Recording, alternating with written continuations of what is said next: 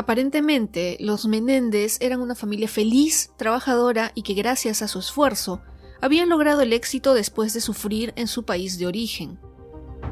La pareja de migrantes llegó a los Estados Unidos y pudo crear una vida de ensueño, no solo para ellos, sino para sus 2 hijos. Hola, soy Jacqueline Isa y hoy, en Lugares Misteriosos, conoceremos el trágico caso de crimen real de la familia Menéndez, que conmocionó a los Estados Unidos en la década de 1990 y que continúa teniendo relevancia hasta nuestros días.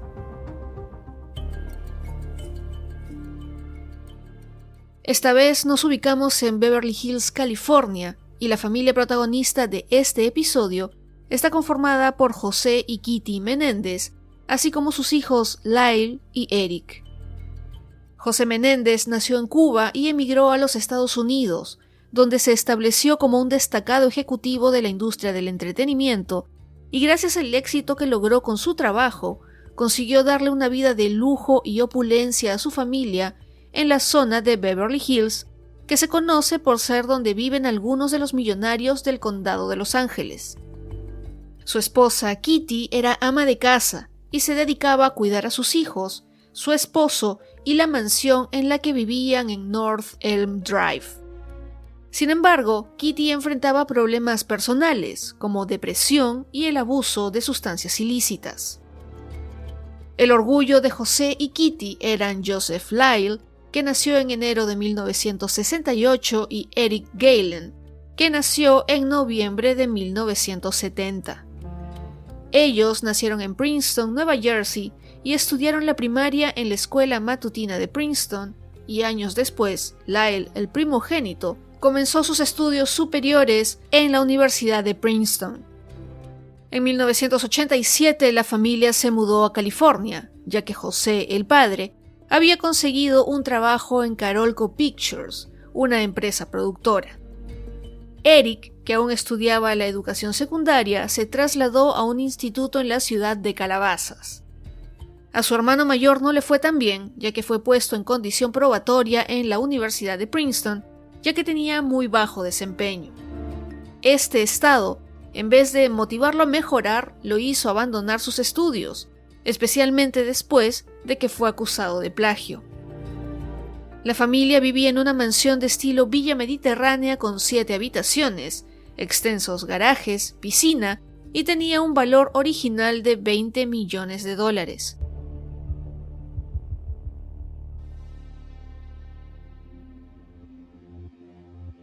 El 20 de agosto de 1989, en la mansión de los Menéndez, se escuchó un ruido que parecían ser fuegos artificiales, pero realmente habían sido disparos. La dirección a la que llegaron las autoridades era el 722 de North Elm Drive, y esa tarde de verano, después de que la familia había estado pescando tiburones, regresaron a su mansión donde José y Kitty decidieron ver una película en el salón. Lyle y Eric no estaban en la casa, y a eso de las 10 de la noche fue que se escucharon los disparos. José fue asesinado con un disparo a quemarropa en la parte posterior de la cabeza con una escopeta Mossberg calibre 12. Kitty, que estaba dormida, se despertó por el ruido del disparo y al salir y tratar de correr por el pasillo, recibió un disparo en la pierna. Se resbaló en su propia sangre y cayó, recibiendo varios disparos en el brazo, el pecho y la cara, dejándola irreconocible. Tanto a José como a Kitty les dispararon luego en las rodillas, en un intento de hacer que el crimen se relacionara con la mafia. A las 11:47 de la noche, los hijos de José y Kitty regresaron a la casa, y fue Lyle quien llamó al 911 y gritó que alguien había matado a sus padres. Este es un extracto de la llamada. Yes, police. What's the problem? Sounds, What's the problem?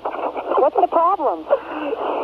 someone killed my parents. Pardon me? Someone killed my parents. What? Who? Are they still there? Yes. The people... No. Were they shot? Hey, man, Were they shot? Yes. They were shot? Yes.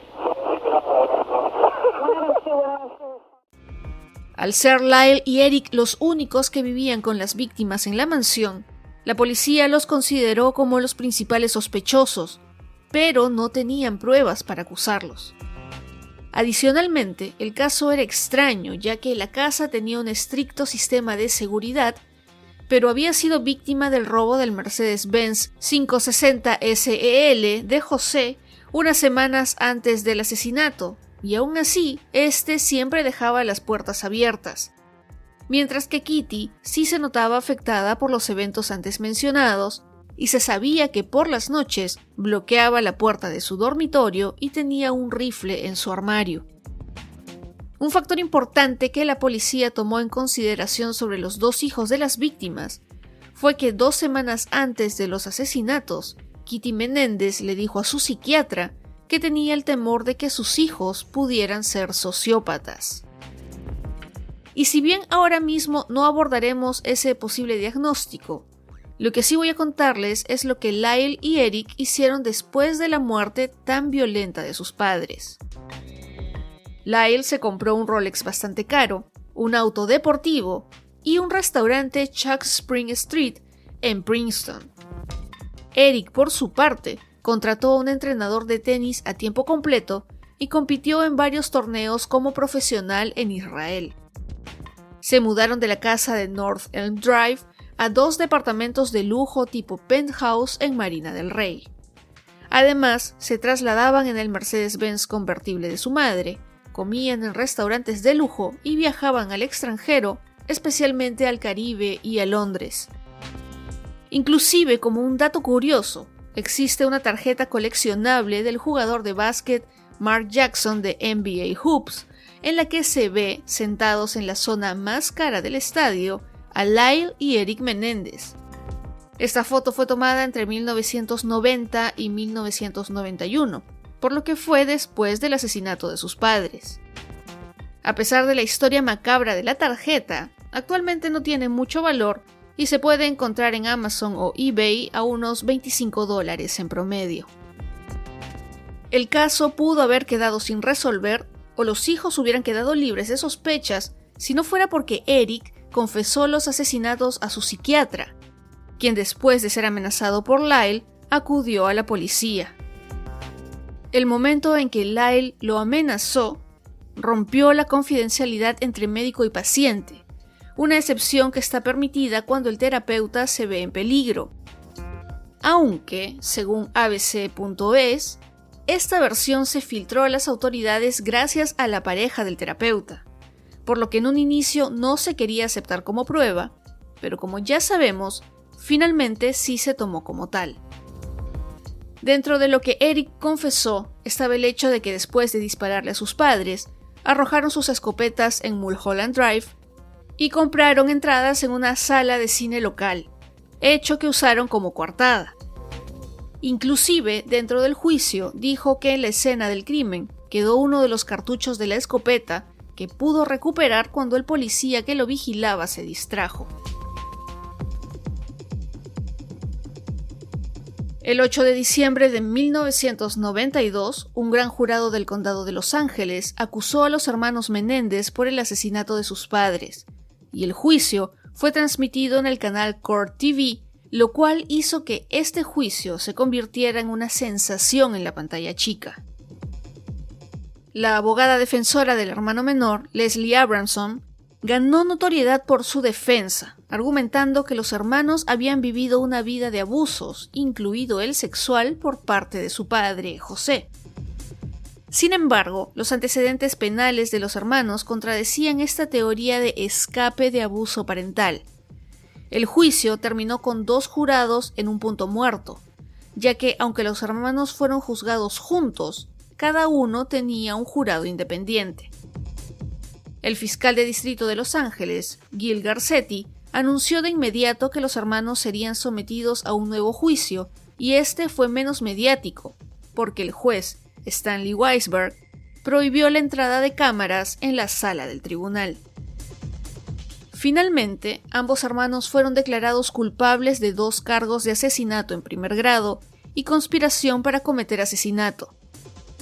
En la fase de sentencia, el jurado no apoyó la pena de muerte, pero sí la cadena perpetua. Posteriormente, el jurado afirmó que las alegaciones de abuso no influyeron en sus deliberaciones y que rechazaron la pena de muerte porque ninguno de los hermanos tenía antecedentes penales o una historia de violencia.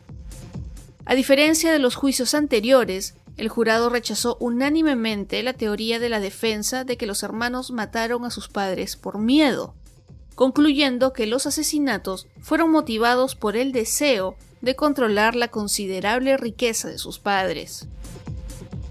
El 2 de julio de 1996, el juez Weisberg condenó a Lyle y Eric Menéndez a cadena perpetua sin posibilidad de libertad condicional, con sentencias consecutivas por los asesinatos y el cargo de conspiración para cometer asesinato. El 10 de septiembre de 1996, el Departamento de Correccionales de California separó a los hermanos, enviándolos a prisiones diferentes. Ambos fueron clasificados como presos de máxima seguridad y separados de los demás reclusos. 2 años después, el 27 de febrero de 1998, la Corte de Apelaciones de California confirmó las condenas por asesinato, y el 28 de mayo de ese año, la Corte Suprema de California decidió mantener las condenas de cadena perpetua sin libertad condicional, sin que ningún juez votara por revisar el caso. Algo importante que sucedió mientras se dictaba la sentencia es que Leslie Abramson, la abogada defensora, supuestamente ordenó al Dr. William Vickery, un testigo de la defensa, que alterara sus notas. La mujer no enfrentó una investigación criminal ni por parte de la oficina del fiscal de distrito. Los hermanos Menéndez presentaron recursos de anulación de juicio, alegando haber sufrido daños irreparables en la fase de sentencia debido a la posible mala conducta y representación de su abogada. Los hermanos ingresaron a prisión en el estado de California, y a pesar de que este estado no permite las visitas conyugales, Lyle y Eric contrajeron matrimonio. En 1997, Lyle se casó con Anna Erickson, una exmodelo y amiga por correspondencia con quien mantenía contacto desde hacía mucho tiempo. El matrimonio terminó en menos de un año, cuando Anna descubrió que Lyle le había sido infiel desde la cárcel al escribirse con otra mujer. Posteriormente, en noviembre de 2003, Lyle, con 35 años, se casó con Rebecca Sneed, editora de una revista de 33 años de Sacramento, en una ceremonia realizada en el área de visitas de la prisión de máxima seguridad Mule Creek State Prison. Lyle y Rebecca habían mantenido contacto postal durante aproximadamente 10 años antes de comprometerse. En 1997 también, Eric contrajo matrimonio a través de una ceremonia telefónica en la prisión estatal de Folsom. En junio de 1999, Eric, que en ese momento tenía 28 años, se casó en segundas nupcias con Ruth Tammy Saccoman, de 37 años, en la prisión estatal de Folsom en una sala de espera de la cárcel. Tammy describió su boda diciendo que el pastel fue realmente un pastelito. A pesar de que improvisaron una ceremonia maravillosa, tuvo que dejarlo en su noche de bodas. En una entrevista con ABC News en octubre de 2005, Tammy afirmó que su matrimonio de 6 años con Eric era algo que había soñado durante mucho tiempo y que nunca pensó que tendría. Y a pesar de que es un matrimonio para nada regular, sigue unida emocionalmente a Eric, a quien visita cada fin de semana, a pesar de que tiene que manejar por más de 240 kilómetros. Sin embargo, a partir de 2008, ambos hermanos pasaron a la custodia del sistema del Departamento Correccional y de Rehabilitación, por lo que Lyle estaba recluido en la prisión estatal de Mule Creek y su hermano en la prisión estatal del Pleasant Valley en Coalinga. Para 2018, las restricciones de Lyle Menéndez se redujeron y se le trasladó a la instalación correccional Richard J. Donovan, donde había sido trasladado previamente Eric. Gracias a los hermanos pudieron reencontrarse después de 20 años de estar incomunicados.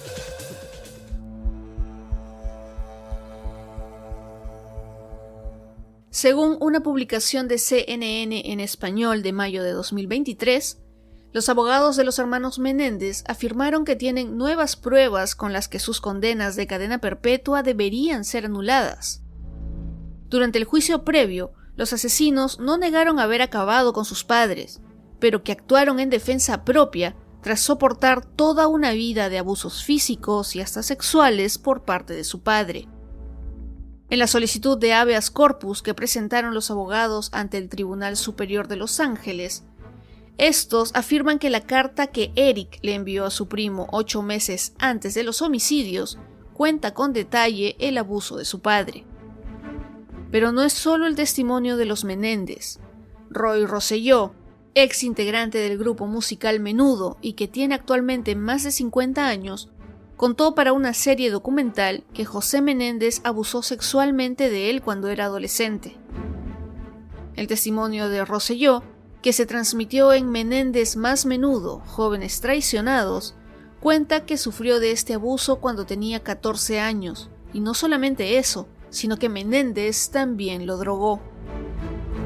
Según Roy, Menéndez lo llevó en una limusina a su casa y le dio alcohol, el mismo que lo hizo sentirse extraño, y lo último que recordaba era que estaba caminando hacia un dormitorio. A la mañana siguiente, estaba de regreso en su hotel sin saber cómo había llegado ahí, además que sangraba y sintió dolor por varias semanas después de ese incidente. Junto a la carta que Eric le escribió a su primo y el testigo de Rosselló, los abogados de Lyle y Eric esperan que se pueda hacer un nuevo juicio, en el que se tomen con más seriedad las acusaciones de los abusos. Si recuerdan, hace pocos años se estrenó una serie de ficción basada en la historia real del asesino en serie Jeffrey Dahmer, que dio mucho que hablar, además de que fue bastante galardonada. Bueno, los productores de esta serie están preparando una nueva entrega que se titulará Monstruos, la historia de Lyle y Eric Menéndez.